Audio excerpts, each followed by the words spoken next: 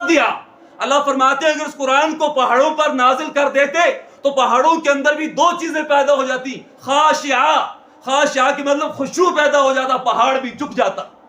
اور دوسری بات متصدعہ کہ پہاڑ بھی پھٹ جاتا اور ریزہ ریزہ ہو جاتا، قرآن کی برکات کو برداشت نہ کر سکتا۔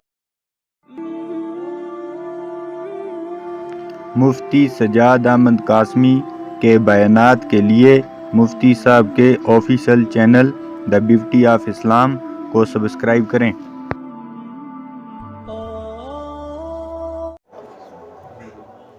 اللہ کے نبی علیہ الصلوۃ والسلام کا سینہ مبارک 4 مرتبہ چاک کیا گیا، 4 مرتبہ شق صدر ہوا۔ سب سے پہلی مرتبہ جب آپ 2.5 سال کے تھے، اور دوسری مرتبہ جب آپ 10 سال کی عمر کو پہنچے، اور تیسری مرتبہ جب آپ کو اللہ نے اس نبوت کے اہم فریضے کے لیے منتخب کر لیا،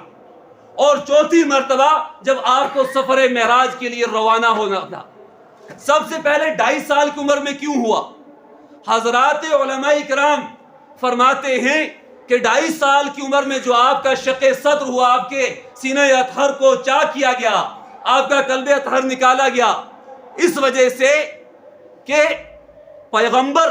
حضرات انبیاء جو ہوتے ہیں ان کو اللہ تعالیٰ جنت کی مٹی سے پیدا کرتے ہیں، اور جو جنت کے اندر رہتا ہے اس کو پسینہ نہیں آتا، جو جنت کے اندر رہتا ہے وہ عام لوگوں کی طرح نہیں ہوتا۔ اللہ کے نبی علیہ الصلوۃ والسلام کو پسینہ آتا تھا، آپ کو نیند آتی تھی،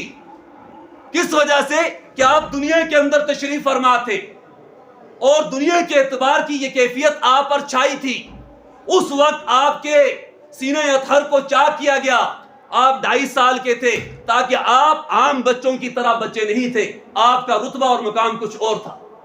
اور جب 10 سال کی عمر کو پہنچے، جو بچوں کی کھیلنے کی عمر ہوتی ہے، اس وقت اللہ کے نبی علیہ الصلوۃ والسلام کے سینہ اطہر کو چاک کیا گیا،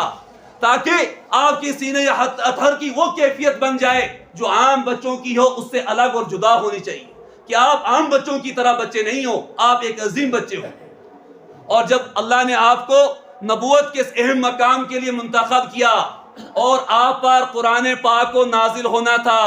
اللہ نے اس سے پہلے قرآن پاک کو جب پہاڑوں پر پیش کیا، لو انزلنا هذا القرآن على جبل لرأيته خاشعا متصدعا، اللہ فرماتے ہیں اگر اس قرآن کو پہاڑوں پر نازل کر دیتے تو پہاڑوں کے اندر بھی دو چیزیں پیدا ہو جاتی، خاشعہ کی مطلب خشوع پیدا ہو جاتا، پہاڑ بھی جھک جاتا،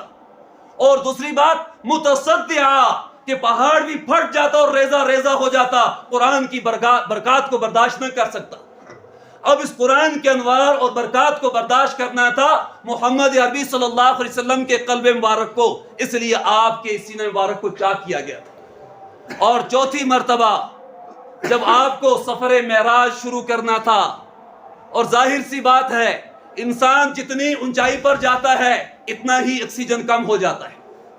اللہ کے نبی علیہ الصلوۃ والسلام کو عرش معلیٰ پر پہنچنا تھا،